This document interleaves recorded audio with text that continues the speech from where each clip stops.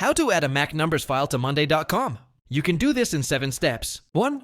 Open your numbers file on your Mac and ensure it contains data in rows and columns that monday.com can process, like a table with headers. 2. Export your numbers file to Excel format. Go to File, Export to Excel. Store and save the file in a convenient location on your computer.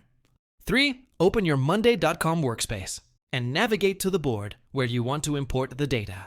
If needed, create a new board first. 4. Click the 3-dot menu in the top right corner of the board and select Import Items. Choose the Excel option from the import tools. 5. Upload your exported Excel file. Monday.com will prompt you to map your columns, e.g., name, date, person, so the data integrates correctly into your board.